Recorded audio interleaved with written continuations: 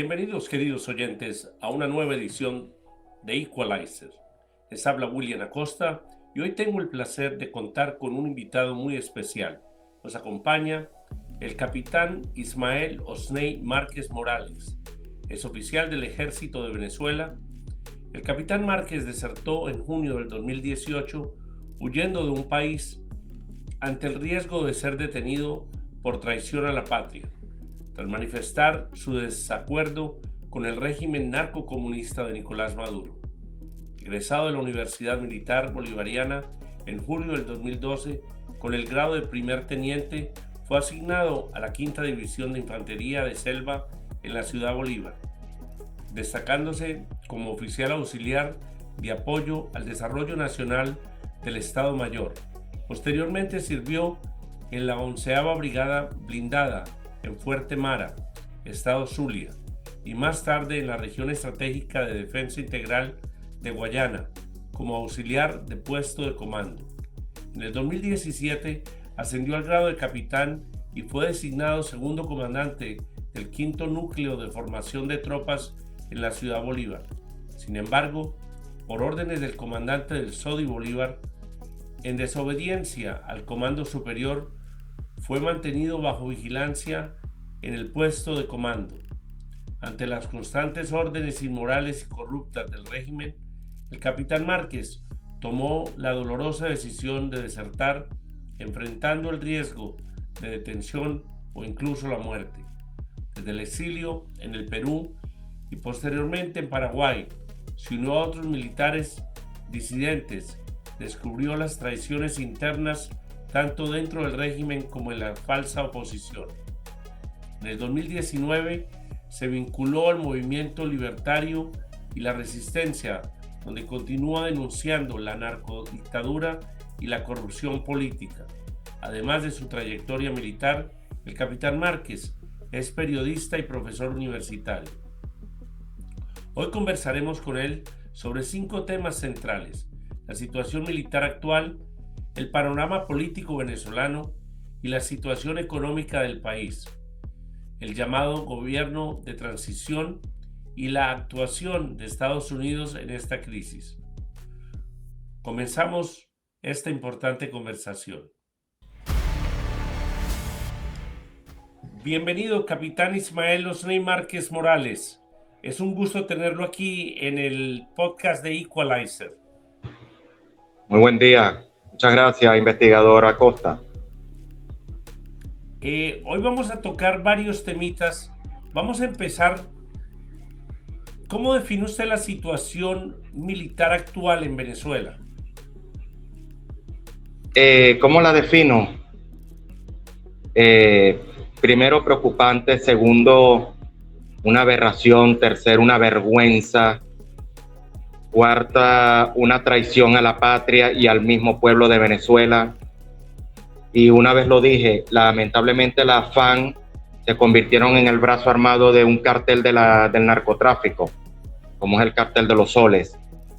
Y es muy lamentable que la dirigencia política, en este caso que la lidera, que hay que reconocer, que la lidera la señora María Corina Machado, junto al presidente electo de Venezuela, como es el doctor Edmundo González Urrutia, no han querido entender la magnitud del problema y la gravedad que es que unas Fuerzas Armadas estén completamente al servicio de la ¿cómo se dice?, del crimen organizado, y se atrevan a decir que la depuración de las Fuerzas Armadas solamente tiene que ser en un 20%, cuando todos hemos dicho, yo lo he dicho en otras oportunidades, la Fuerza Armada Nacional Bolivariana debe ser desarticulada en su totalidad.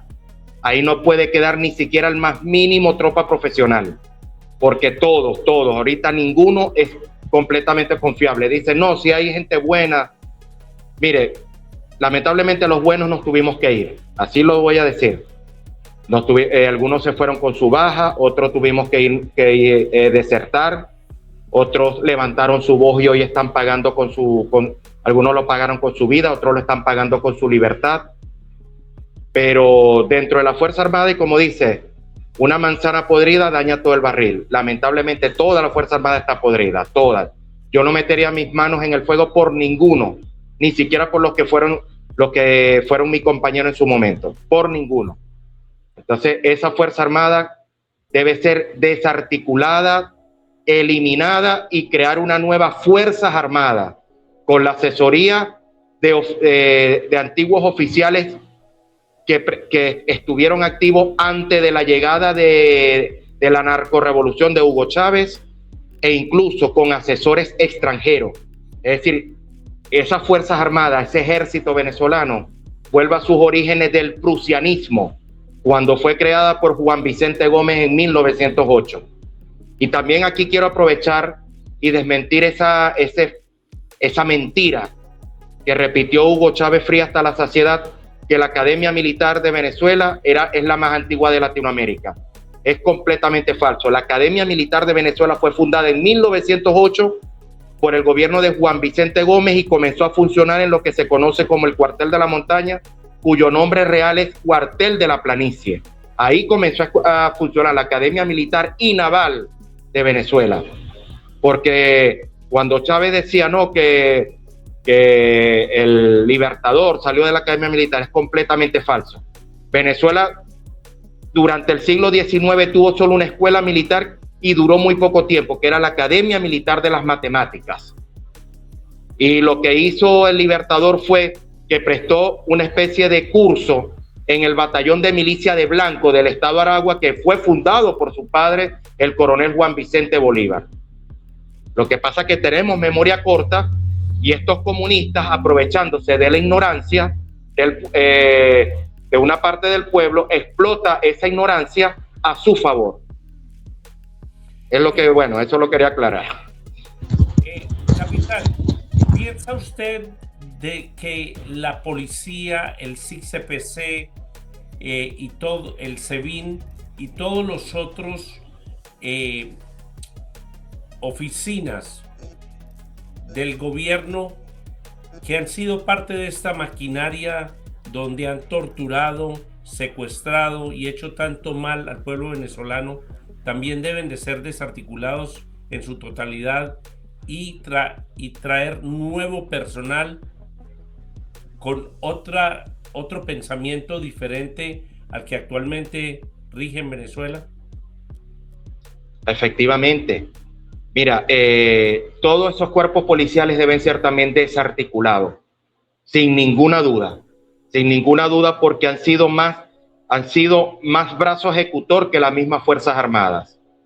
Incluso el 6CPC debe ser eliminado y que regrese lo que se conoció como el Cuerpo Técnico de Policía Judicial, que era la policía científica, la policía de investigación criminal, que fue un referente en toda Hispanoamérica, e incluso llegó a ser comparada en su momento por su efectividad y su profesionalismo con el mismo FBI de los Estados Unidos. Desde luego, porque lo que fue el Cuerpo Técnico de Policía Judicial era no solamente una policía muy profesional en cuanto a la investigación se refiere, sino que también había mucho control para que sus funcionarios no cayeran en actos de corrupción. No quiero decir que no hubo corrupción, claro que sí hubo algunos funcionarios que cometieron actos de corrupción, pero lo que era su departamento de investigación interna, que es conocido en otros países como asuntos internos, operaba muy bien, y si veían un funcionario que venía con un vehículo nuevo, inmediatamente comenzaba una investigación a ver de dónde ese funcionario había sacado ese vehículo. Actualmente yo creo que no existe un funcionario del 6CPC que no esté involucrado en secuestro, en narcotráfico, en extorsión, incluso los llamados agentes o detectives. Ha habido muchos escándalos y Douglas Rico ha llevado al 6CPC a lo que es un completo basurero. Y si hablamos del SEBIN, bueno, es el cuerpo más terrorífico junto con el DIGESIN, quienes han sembrado el terror en la población venezolana. desde luego que tienen que ser eliminados. El DIGESIN y el SEBIN no deben devolver, o sea, inmediatamente deben cesar sus funciones en cuanto se inicia un nuevo gobierno. Y no sé si regresará la DICIT o la antigua DIGEPOL, todo eso depende. Capitán, ¿opina usted que es necesario también depurar en su totalidad a los cuerpos policiales, al CICPC, al SEBIN y a otras unidades gubernamentales que han sido parte de secuestros, desapariciones forzosas, torturas y daño a la población civil en Venezuela? Efectivamente, investigar, no depurarlas, eliminarlas totalmente. Porque si decimos no depurarla, es como decir que van a seguir en funcionamiento el SEBIN, el DIGESIN, pero con nuevos funcionarios. No, esas instituciones deben ser eliminadas totalmente y después comenzar como una especie de limpieza, como se dice, de la memoria histórica. Por ejemplo, el 6CPC debe nuevamente eliminarse y que regrese lo que fue conocido como el Cuerpo Técnico de Policía Judicial, o PTJ, que era un referente en toda Hispanoamérica en cuanto a investigación criminal se refiere. Incluso el Cuerpo Técnico de Policía Judicial en su momento llegó a ser comparado con el FBI en cuanto a efectividad, eficiencia y eficacia en la investigación de crímenes y en el combate sobre todo al crimen organizado. Con respecto al SEBIN, sabemos lo que es el SEBIN y el DIGESIN. Son los dos pilares del terror de Estado que aplica la narcotiranía para mantener controlada la población y para perseguir a los disidentes, e incluso en otros países. No sé si usted vio el reciente acto donde Diosdado Cabello hizo entrega de nuevo equipamiento tanto al SEBIN como al DIGESIN, y quien lo recibió fue exactamente. ¿Y cuál fue la orden? Persigue a los conspiradores dentro y fuera del país. Ahí la orden está totalmente, como dice, a confesión de parte, relevo de pruebas. Claro, ya eso lo sabíamos, cómo ellos operan, cómo ellos actúan. Entonces lo que puedo decir es máxima alerta, y que todos los disidentes, sobre todo los militares y policías que nos encontramos en el exilio, redoblemos nuestras medidas de seguridad. Yo soy uno que dice, para mí capturarme, a mí me llevarán muerto, pero vivo no. Yo no voy a hacer un trofeo. Y así han dicho otros, no vamos a hacer trofeo de nadie. Una de las cosas es que esta gente se mueve por doquier, por aeropuertos internacionales en Latinoamérica y en otros países, y tienen que estar utilizando la misma foto de ellos porque tienen que estar al frente de un oficial, pero con diferente información. ¿No piensa usted que sería importante que todas las personas que conocen a estos individuos en el exilio empiecen a formular unas listas de estos criminales en uniforme, para que los otros gobiernos del mundo tengan acceso a esa lista con fotografías, información, y la metan en sus bases de datos para si llegan a un aeropuerto sean detenidos? Es algo que no se ha hecho. No, exactamente, eso no se ha hecho, y ahí es porque, digamos, ha faltado compromiso tanto de la resistencia como de sectores políticos adversos a la narcotiranía.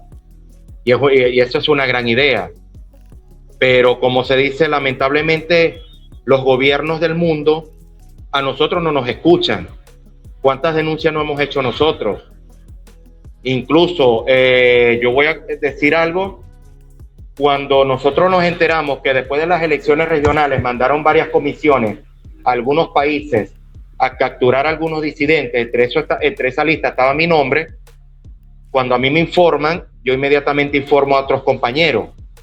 Y al primer compañero que yo le informé, no es militar, es un civil, un abogado, que es el compañero Michel Colmenares, que se encontraba en Cúcuta.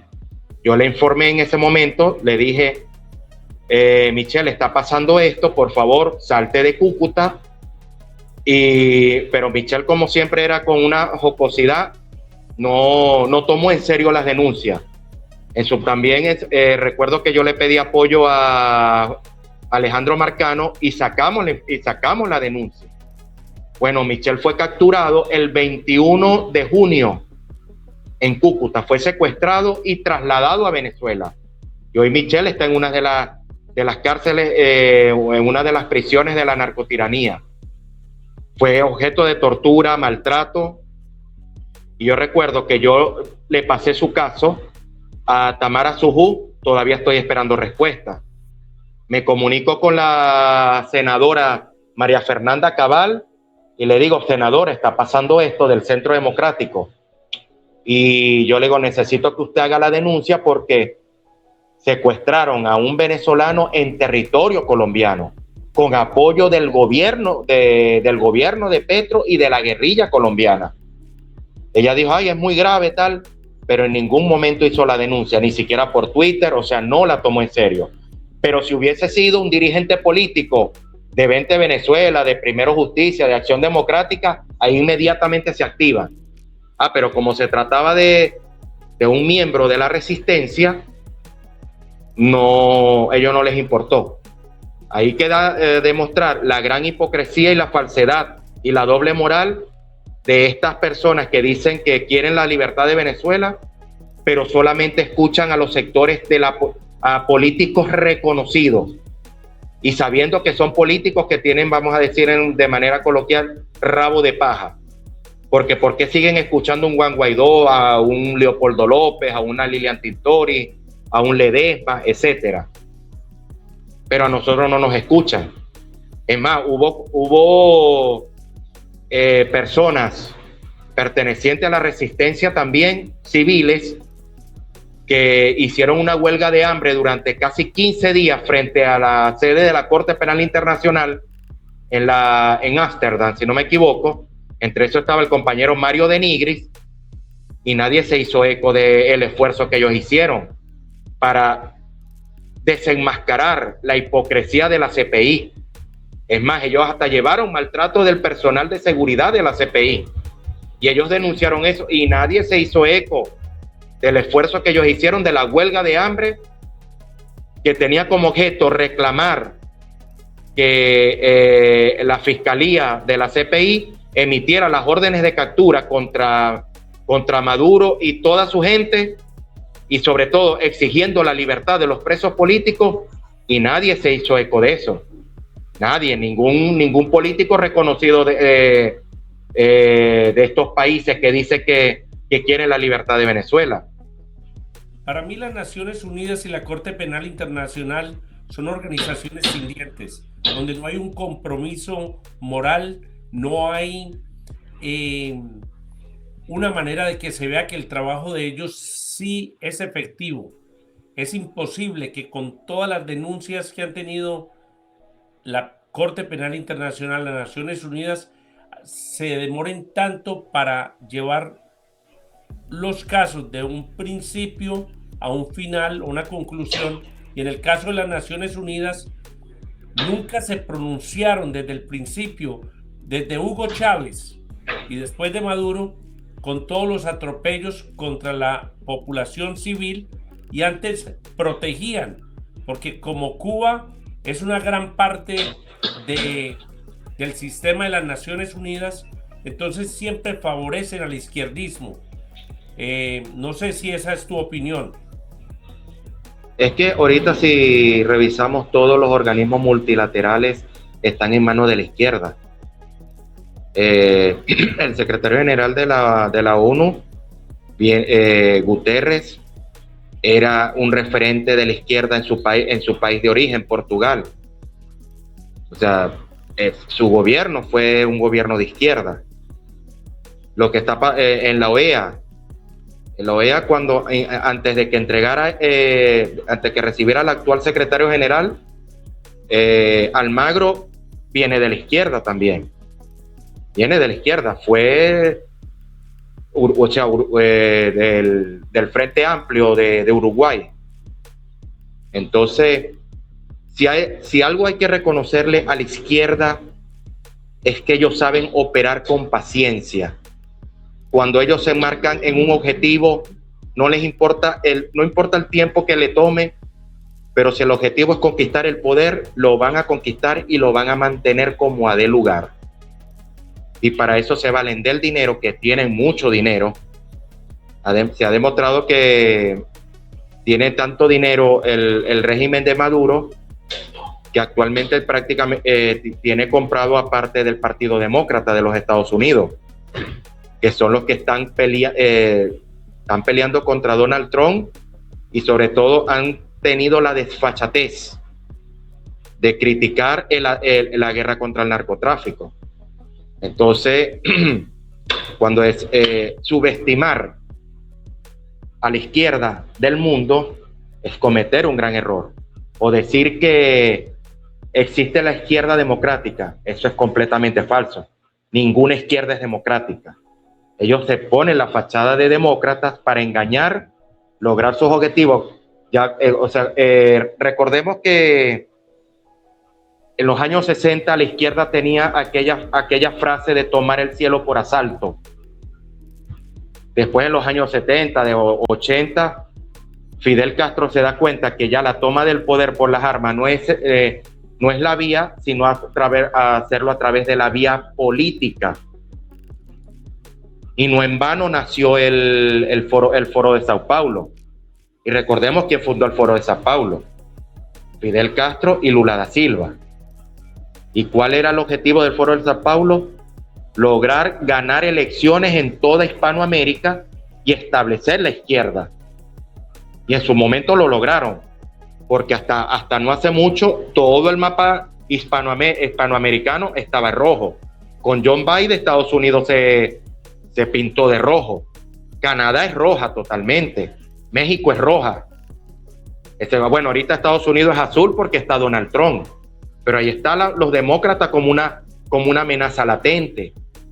Centroamérica, buena parte es roja, exceptuando Guatemala donde está Bukele, Costa Rica, El Salvador. El Salvador, perdón. Pero el resto, bueno, y Europa. ¿Qué me dices de Europa? Europa, buena parte de Europa es roja, excepto Europa del Este, que vivieron el comunismo y lo han prohibido, como Polonia, Lituania, Estonia, los países bálticos. Entonces, ¿tú no piensas que en Latinoamérica ha crecido el movimiento de la izquierda por el abandono total, que los ricos que asumían los gobiernos no se preocupaban por el pobre, por el campesino, por el indígena, y lo maltrataban? Las clases sociales latinoamericanas se han encargado de que se propague este comunismo por la falta de oportunidad que no les daban los otros gobiernos. Sí, mira, exactamente. Si una de las ventajas que tiene la izquierda es que sabe explotar muy bien el resentimiento social. Lo supo hacer Chávez. Esa rabia, ese resentimiento que van acumulando las clases de poseídas, porque no hay que negar que sí, existe mucha pobreza. Por eso que la izquierda siempre dice: a los pobres hay que mantenerlos pobres, pero con esperanza. Ese era uno de los refranes de Giordani. Hay que mantener a los pobres, pero con esperanza. Te voy a hacer una pregunta. ¿Por qué no le quitan la plata a la hija de Hugo Chávez si esa plata es del Estado? La hipocresía y la doble moral. ¿Por qué? Porque esa plata ella la hizo, ella la robó con apoyo de sectores de la derecha. Que en Venezuela no existe derecha como tal, y eso lo quiero aclarar. Eso es mentira, que en Venezuela existe partidos de extrema derecha. Todos los partidos, incluyendo 20 Venezuela, tienen su germen socialista. Entonces no se hagan ilusiones que en Venezuela va a establecerse la derecha como tal, un gobierno libertario, porque todos vienen con ese germen, desafortunadamente, con ese gusanito del socialismo, de la izquierda. Porque son indoctrinados en las mismas universidades. Exactamente. Y bueno, y a la hija de Chávez no le van a quitar, que hace rato debieron haberle congelado sus bienes, pero no. Eso significa que detrás de esa, vamos a decirle, de esa señora, hay sectores pudientes, poderosos, que la protegen. Como la protegen a ella, protegen a otros personeros de la tiranía. Esto es mira, por eso es que yo le decía la vez pasada a Alejandro que uno se decepciona, que uno da esta lucha y cuando te das cuenta somos pocos o varios en un desierto y rodeado de enemigos, Por eso que la situación en Venezuela es bastante compleja, porque no existe una oposición como tal, existe una oposición o una falsa oposición que lo que ha hecho es darle oxígeno a la tiranía. E incluso yo revisando las redes esta mañana me entero de que la señora Machado acaba de fundar una oficina de vocería de ella y del presidente electo Edmundo González para dar informaciones, dar las ruedas de prensa, etcétera. Y los responsables de esa oficina es la licenciada Quemero, que era la periodista de María Corina, y el otro vocero oficial, tanto de María Corina como del presidente electo, es un personaje tan nefasto y tan hipócrita y de lo peor como es David Smolansky. ¿Cómo puedes sentirte tú al ver a Smolansky, que es vocero del nuevo gobierno, por así decirlo, o del gobierno que va a hipotéticamente va a asumir el control de Venezuela?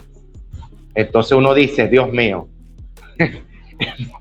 no hay para dónde agarrar. Si no nos agarra el chingo, nos agarra el sin nariz. Y esa es la situación. La otra cosa es que yo veo como mucha demora para que el presidente Edmundo y la señora María Corina se juramenten. Bajo la Constitución tenían 6 meses después del voto para que se juramentaran, y ya ha pasado más de un año y yo no le veo como ganas de juramentarse a ninguno de los dos. Si el señor, que ya está de una edad mayorcito, y yo lo he dicho en muchos programas, se muere, ella no hereda por Constitución la presidencia, porque él no fue nunca juramentado. Y yo no sé si es que no me han escuchado mi programa, o no están leyendo bien la propia Constitución de ellos, o no están entendiendo el dilema que está Venezuela. Mire, hay dos, vamos a decir, autoridades o eminencias en cuanto a derecho constitucional se refiere, como es la doctora, la juez Rosa Mármol León, y el doctor cuyo nombre ahorita no recuerdo, pero que se le conoce como doctor Ley. Ambos hicieron sendos comunicados públicos y lo hicieron tanto ante las redes sociales como ante la opinión pública, donde convidaban a Edmundo González a juramentarse bajo los artículos de la Constitución, tal, etcétera. Y Edmundo González ni pendiente. ¿Por qué? Porque a la final ellos es como un temor. Mire, voy a decir un pensamiento, o mejor dicho, una de las máximas de Napoleón Bonaparte, que era: el poder no se pide, el poder se conquista. Y esta gente no tiene noción de lo que es el poder. O sea, María Corina, una vez le preguntaron qué era el poder y dio una definición tan absurda, tan obtusa. Ellos no saben, es más, ellos en el fondo no quieren estar al frente de los destinos de Venezuela, porque es tanto el trabajo que hay que hacer. Hay decisiones, hay que tomar decisiones tan drásticas que van a doler. Es lo que como las decisiones que tuvo que tomar en su momento en Chile en 1973, mi general Augusto Pinochet Ugarte, cuando después de 3 años de gobierno socialista de Salvador Allende, que tiró la economía chilena por el piso, él llama a los que se conocieron como Chicago Boys y le explicaron cuál era la receta que se tenía que aplicar, y Augusto Pinochet no la quería aplicar. ¿Qué hicieron los Chicago Boys? Tuvieron que traerse a su profesor, a su mentor, que era más y nada menos que Milton Friedman, y colocaron a Milton Friedman a explicarle a mi general Pinochet cómo tenía que aplicarse el paquetazo para recuperar la economía chilena. Y Milton Friedman le dijo, general, es como una terapia de shot. Imagínese al enfermo de cáncer, que hay que aplicarle quimioterapia, radioterapia. Él va a vomitar, se le va a caer el cabello, se va a sentir muy mal, pero después va a empezar la mejoría. Bueno, con la economía es lo mismo. Al principio al pueblo le va a doler, porque hay que tomar decisiones fuertes para revertir el daño que hizo la izquierda. Y Pinochet dijo, bueno, adelante. Y los primeros 4 o 5 años para los chilenos fueron muy duros, durísimos. Inflación, desempleo, pérdida del poder adquisitivo. Pero después, cuando comenzaron a ver los resultados, ahí tenemos a Chile, la economía más estable de la región. Una economía fuerte, poderosa, responsable, que ni siquiera ni Bachelet ni Boric se atrevieron a cambiar el sistema económico de Chile. Lo mismo tuvo que aplicar Fujimori en su momento en Perú, y ahí tenemos a Perú. ¿Cuál fue la fórmula que aplicó Fujimori? Que pudo separar la política de la economía. Y hemos visto cómo Perú entra en crisis política, pero su economía no se estanca. O sea, sí, su economía sigue avanzando, es decir, es independiente de las decisiones políticas. Eso es lo que llama Javier Milei la verdadera libertad. La verdadera libertad. Entonces, para recuperar a Venezuela, no se pueden tomar decisiones tibias, ni decir vamos a dar subsidios, vamos a hacer esto, porque ahorita no da para eso. Pero ahora yo en lo personal digo, María Corina Machado no tiene ni la capacidad, ni el tabaco en la vejiga, ni la fuerza para tomar esas decisiones que hay que tomar. Y de Edmundo González mucho menos. Por eso que yo no veo el panorama nada alentador, absolutamente nada alentador. ¿Qué riesgos identificas en una junta como la que ellos están proponiendo, cívico-militar, que todos vamos a ser hermanitos, en las realidades internas y la captura por intereses externos? Mire, investigador, ellos hablan de negociar y de que el chavismo permanezca como una fuerza política, y nosotros de la resistencia siempre dijimos, el chavismo no puede sobrevivir como fuerza política, no se le puede permitir. O sea, el partido como PSUV, PPT, Podemos, etcétera, todos esos partidos de izquierda no pueden sobrevivir en una Venezuela post-chavista. ¿Por qué? Porque recientemente, ¿qué hizo el gobierno de los Estados Unidos? No declaró enemigo extranjero y terrorista al gobierno de Venezuela. Entonces, si el gobierno de los Estados Unidos está declarando al gobierno de Venezuela como un enemigo extranjero, externo, que aplica terrorismo para dañar a la región, ¿cómo me vas a venir a decir tú que vas a reconocer al PSUV, que es el brazo político de este gobierno peligroso, terrorista, que es el brazo político para accionar, y le vas a permitir sobrevivir como una fuerza política para que más adelante vuelva a tomar el poder?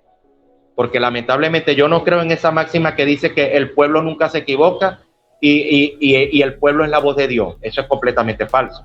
Completamente falso. Claro que el pueblo se equivoca. ¿A cuánto no nos engañó Chávez, incluyéndome?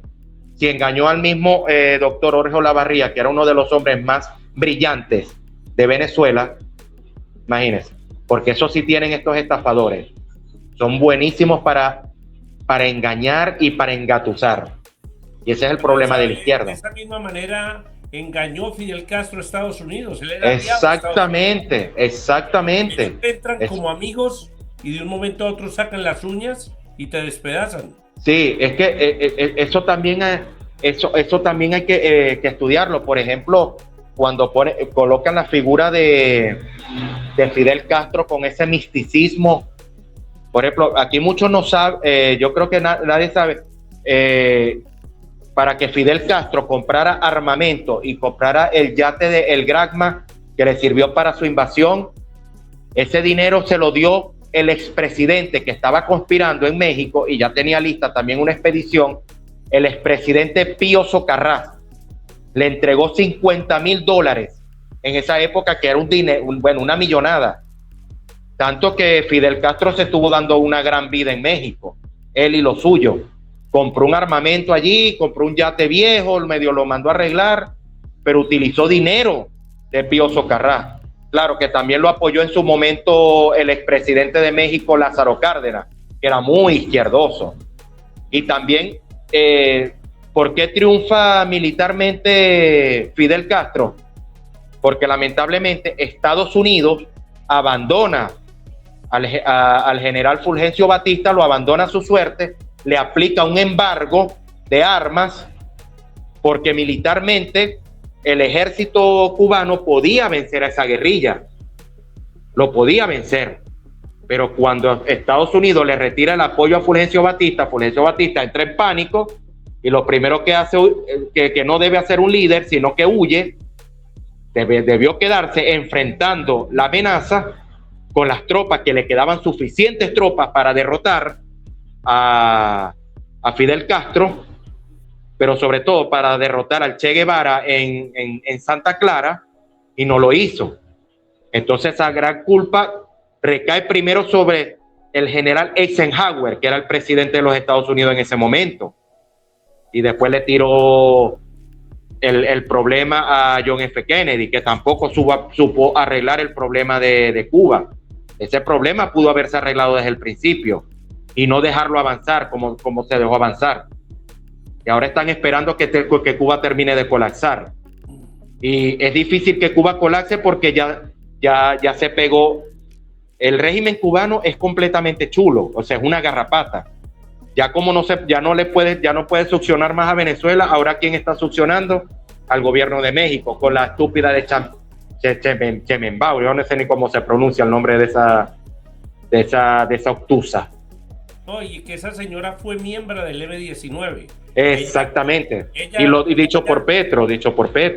Ella era una camarada del M-19 y es un gobierno donde todo lo ven abrazos y besos, pero por detrás dejan que los grupos armados se tomen el país.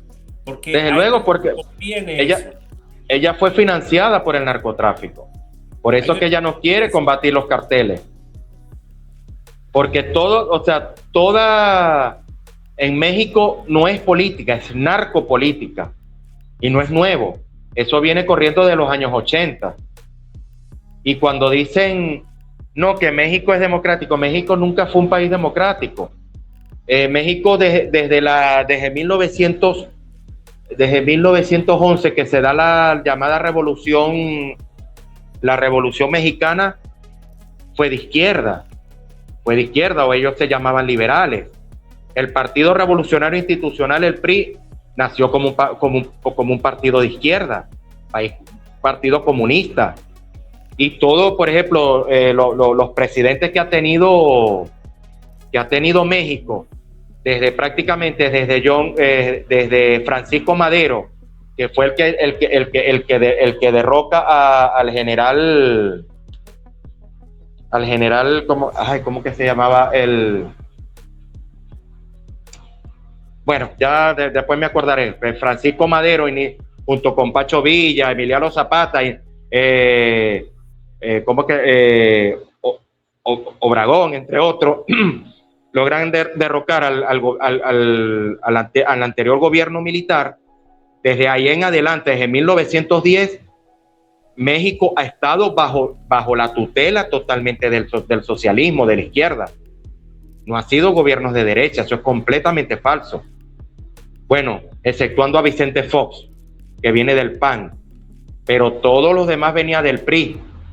Y el PRI es un partido extremadamente corrupto y de izquierda, prácticamente creado por Lázaro Cárdenas. Pero antes del PRI existió el partido creado por Álvaro Obregón. Y antes de eso existió el callismo, el de Plutarco Elías Calle. Hay que estudiarse la historia de México para que vean que nunca haya habido derecha. Desde 1910 gobierna el socialismo. Imagínense, fue una revolución. La revolución mexicana fue anterior a la revolución rusa, a la revolución soviética. Te voy a hacer una pregunta. ¿Cómo recibieron ustedes los militares en el exilio las condenas de 30 años que recibieron los muchachos de la Operación David, como el capitán Caguaripano y todos sus compañeros, donde había gente que estaba en presentación y voluntariamente fueron a presentarse y también les dieron 30 años y los dejaron presos? Es condenas, lo máximo que se le puede dar a alguien en Venezuela son 30 años. Y yo no veo que la comunidad internacional diga absolutamente nada. Bien, investigador, es lo que le dije al inicio. Cuando se trata de gente de la resistencia que verdaderamente han combatido la tiranía, no les importa. Pero si hubiesen condenado por ejemplo, a Guanipa, si condenan a Guanipa, ahí ya verán cómo salen las viudas, a llorar, a reclamar. Pero como se tratan de militares verdaderamente nacionalistas, patriotas, no les importa. Es más, estoy seguro que en lo interno aplaudieron que condenaran a mi capitán Juan Carlos Caguaripano. ¿Y cómo lo recibimos nosotros? Sin asombro. Ya lo esperábamos. Yo dije, más bien se tardaron demasiado, pero lo están haciendo ahorita como un mensaje, para que ellos miren lo que les espera. En todas ahora, las negociaciones que han habido, nunca los han involucrado. Nunca sale ningún militar. Yo no he visto el primero. No, ni van a salir. ¿Por qué? Porque para esa dirigencia, esa clase política, incluyendo a María Corina Machado, nosotros no existimos. Es más, nosotros somos para esa oposición. Para ellos sería un gran alivio que a todos nosotros nos eliminaran, que no quedáramos ninguno de nosotros. Y yo se lo dije a Marcano en el último programa donde estaba usted, que nosotros no somos confiables. Por ejemplo, a un Ismael Márquez, jamás lo reincorporarían a las nuevas Fuerzas Armadas. ¿Por qué? Porque ya tengo, digamos, una trayectoria, ya tengo antecedentes vamos a decir, de cabeza caliente, de contestatario, de libertario, etcétera, y hacia todos los demás. Por eso que ellos prefieren que se queden los llamados militares del chavismo. ¿Por qué? Porque los pueden comprar, los pueden manipular. Nosotros, mi capitán Caguaripano no es un hombre manipulable.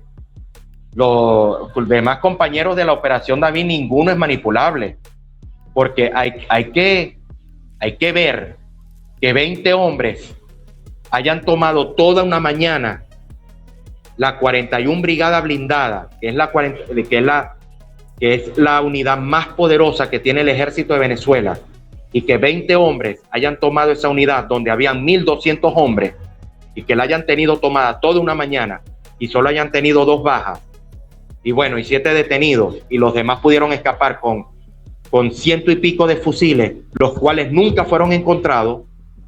Miren, definitivamente, por eso es que le tienen terror a mi capitán Caguaripano, porque si es un hombre de avanzada, de decisión, y todos ellos.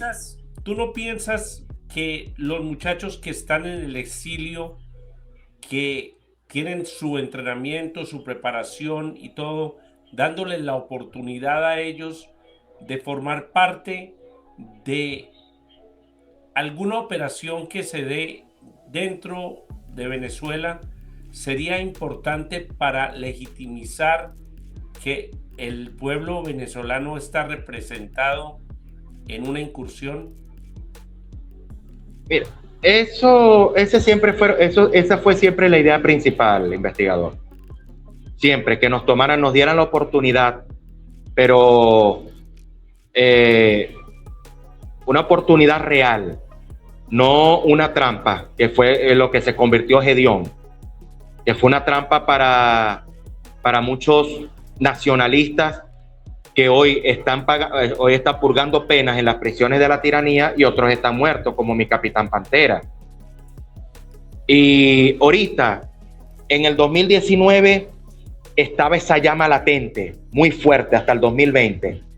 Después, gracias a Guaidó y gracias a esos miserables hijos de su madre, disculpe si se me sale esa palabra, esa llama se fue apagando, porque la idea de ellos era que nosotros nos fuéramos disminuyendo, y por eso tantas traiciones, tantas capturas, algunos asesinatos como el del teniente Ronald Ojeda, el de otros, porque el plan de ellos, de la oposición, siempre fue acabar con la resistencia militar y policial y llegar a una negociación con el narcorrégimen para cohabitar. Todavía eso es latente. Ahorita, decirte que nosotros estemos preparados, mira, para hacer eso, ya, o sea, primero tendríamos que iniciar un reentrenamiento mínimo de 4 meses.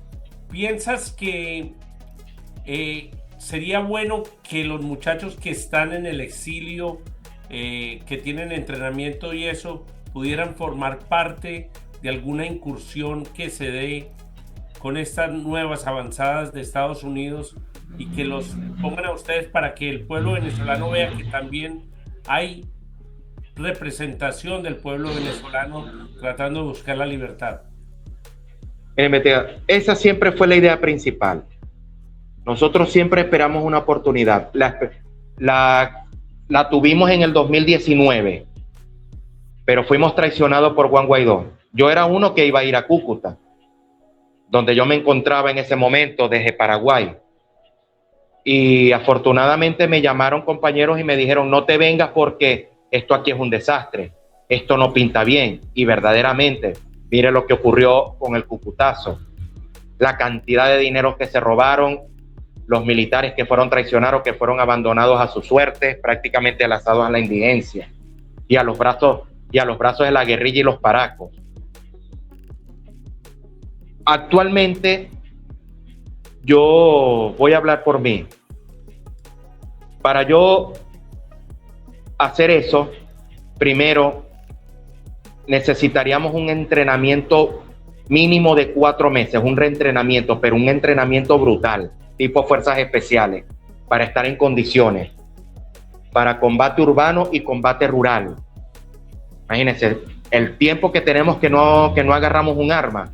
Sí, eso nunca se olvida, pero habría que nuevamente reentrenar lo que es el tiro de precisión, el avance táctico, todo eso, porque nos reunimos a 100, 300, 500, un batallón, 400 hombres, por ejemplo, y lanzarnos al combate sin un entrenamiento es un error terrible.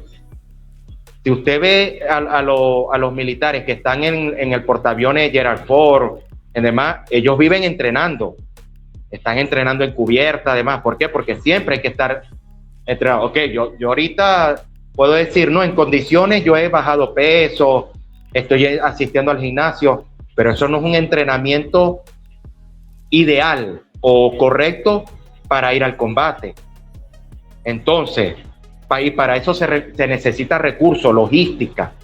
Ya lo dijo una vez Napoleón. Para hacer la guerra se necesitan 3 cosas: dinero, dinero y dinero. El mismo Libertador, en una de las tantas cartas que le escribía a su amada Manuelita Sáenz, él le dijo una vez: Es duro depender de las donaciones para hacer la guerra. O sea, necesitas muchos recursos. Y ese recurso estaba. Una vez me preguntaron, sí, pero ¿dónde va a sacar María Corina? ¿Dónde va a sacar la oposición los recursos para armarlos a ustedes? Ya va, hay más de 5.000 millones de dólares retenidos en Estados Unidos.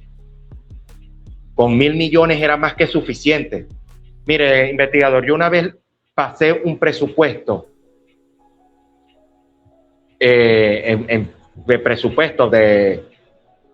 para que se lo hicieran llegar en ese momento al interinato, y ese presupuesto no excedía los 100 millones de dólares para la conformación de una brigada de infantería ligera.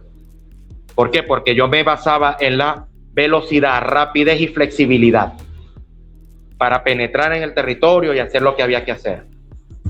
Nunca le pararon, nunca, porque nunca les importó. A ellos hasta ahorita, hasta de ayer, María Corina sigue hablando de una transición democrática y pacífica. Ellos no quieren ni siquiera que los estados, ni siquiera que Donald Trump dé la orden de entrar. Ellos no quieren eso. No lo quieren, en serio.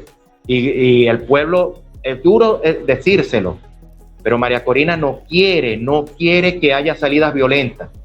Ella piensa más en una cohabitación que Maduro le entregue el poder y dejar el resto tal cual como está. Ese es el plan de ellos, lamentablemente. Y así yo no regreso, y le digo, y disculpe, yo así, y se lo dije a Alejandro, yo en esas condiciones, yo y otros compañeros han dicho lo mismo, no regresamos, nos quedamos donde estamos, haciendo nuestras vidas. Y es muy decepcionante. Yo estoy muy anímicamente por el piso, porque no veo una solución en lo inmediato. Y con ellos no lo veo, en serio. No sé si es que tengo una visión demasiado pesimista, pero yo digo que soy realista. Disculpe que le haya interrumpido. ¿Qué planificación tú piensas que tienen en mente la oposición para desarmar a todos los colectivos y los grupos que se le ha dado armamento por medio del gobierno bolivariano? La planificación de Chembao, más abrazos, menos balazos, esa es la planificación que ellos tienen, porque no están preparados para enfrentar la magnitud del problema. Para ellos esto es un juego. Ellos, por ejemplo, María Corina Machado nombra a un responsable militar, un general cuyo nombre ni siquiera me recuerdo, y fue un general que supuestamente estuvo activo hasta el año 2009, es decir, que trabajó con Hugo Chávez, y había 2 militares de alto calibre que son libertarios y que tienen el respeto y la consideración de todos los militares y policías, como es mi vicealmirante Carratú Molinas y mi general Néstor González, que es un hombre completamente táctico. Ellos no fueron tomados en cuenta, como había otros militares también, no fueron tomados en cuenta, ni siquiera como asesores, porque no les importa, investigador. Ellos no quieren salidas violentas. Ellos lo que quieren es salidas de amor y cohabitar. Y que maquillar aquí, maquillar allá, pero dejar al chavismo que siga operando. Ellos son capaces de eso. Por eso yo dije, vuelvo y repito, yo no veo una solución en lo inmediato. Y vuelvo y digo, no es una visión pesimista, es una visión realista. Y ellos no tienen ninguna planificación. ¿Por qué? Porque para desarmar esos colectivos hay que hacerlo a sangre y fuego. A sangre y fuego. Como hizo el BOPE, la Policía Militar en Río de Janeiro, lo que pasó en Brasil, que le dieron de baja a 136 integrantes del Comando Bermelo o Comando Rojo. Ellos no quieren hacer eso. No lo quieren.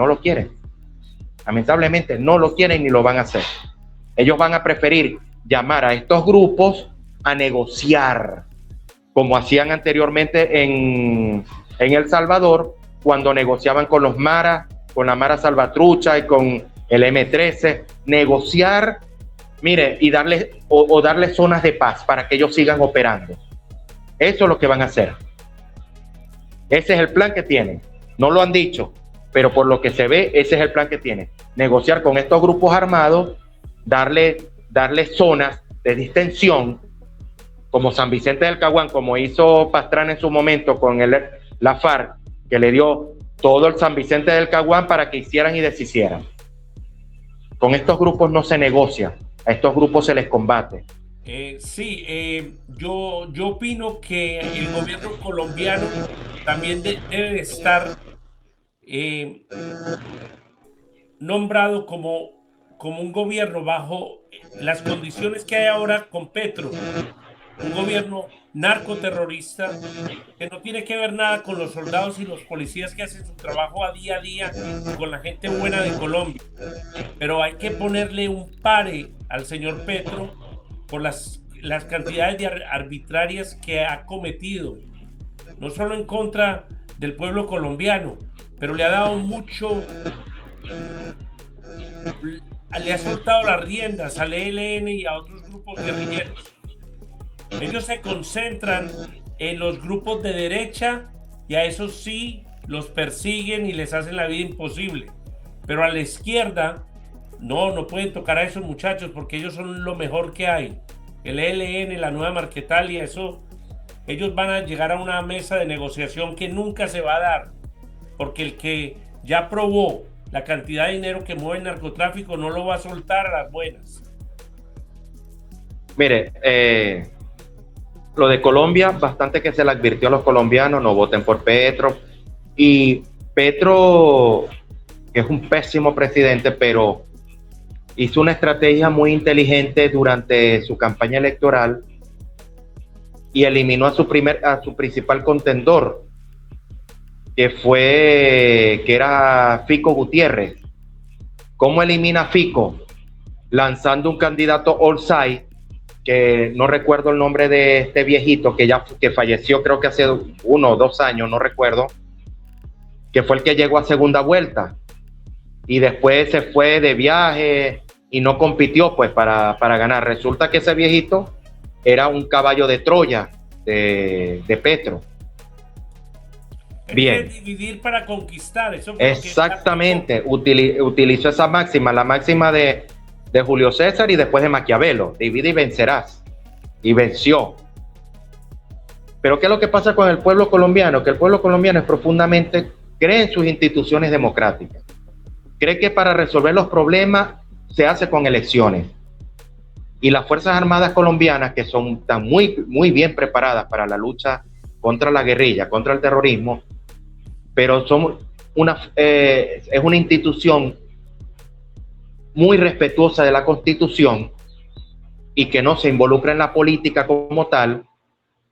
Si estudiamos la historia de Colombia, Colombia solo ha tenido un golpe de Estado de un militar, y eso fue, digamos, bajo un convenio para que colocara orden, que fue el general Rojas Pinilla. El resto ha sido enfrentamiento entre los liberales y los conservadores.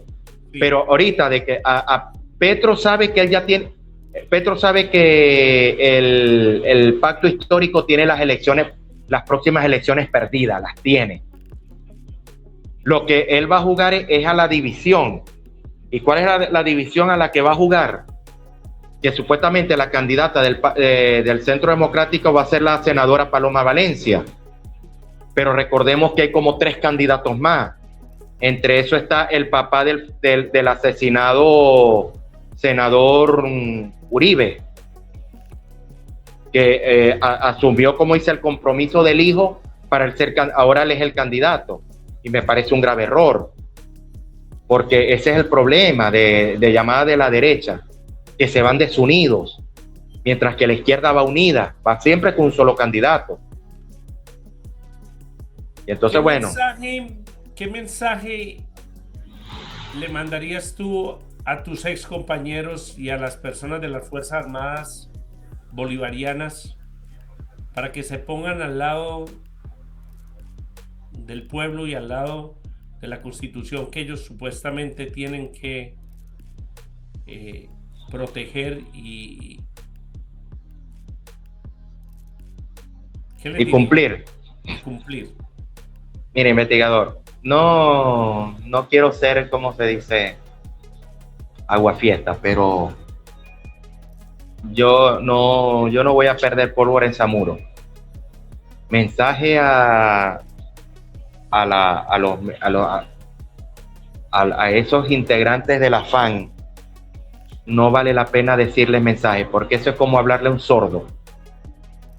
¿Cuántos mensajes no les han lanzado? No les han dicho. Por eso nunca se logró el quiebre militar. ¿Por qué nunca se logró el quiebre militar? Porque la FAN le tiene más miedo a Maduro que a los mismos Estados Unidos. Y ahí permanecen cohesionados. En cuanto a los que estamos en el exilio, ¿qué les puedo decir? Aquí estamos. No sé si vamos a seguir acá. Por mi parte, a algunos les digo, no sé si decirle, mire, mantengan la esperanza, porque aquel que ya no las tiene, ¿cómo decir, mira, mantén la esperanza? Porque sería hipócrita de mi parte. Yo no le puedo decir, mire, vamos a prepararnos, ¿qué tal? No, simplemente, bueno, individualmente sí, manténganse activos y traten de vivir su vida lo mejor que puedan. Esperen los acontecimientos. No sé si estaremos, como se dice, en su momento, preparados para regresar al país y contribuir. Los que lo estén, bueno, les deseo el mayor de los éxitos. De mi parte, lo he dicho y voy a mantener la palabra. Me mantendré donde estoy. Veré los toros desde la barrera y me enfocaré en mí, en crecer en lo personal, en lo profesional y en lo espiritual. Pero lamentablemente la decisión de la libertad de Venezuela no está en mis manos, no está en las manos de mis compañeros que estamos en el exilio, no está en nuestras manos. Lamentablemente está en las manos de María Corina y de Edmundo González, que son los que tienen la representatividad del pueblo venezolano. Y es triste. ¿Qué mensaje le enviarías tú a la señora María Corina y al señor Edmundo González Urrutia? Lo mismo, no voy a perder no perder pólvora en Zamuro. A esa señora le han escrito hasta la saciedad. A sus redes sociales le han dado mensajes vía pública, le han entregado cartas. Durante la campaña electoral la gente le lloraba, le decía devuélvenos la libertad. Y ella sí.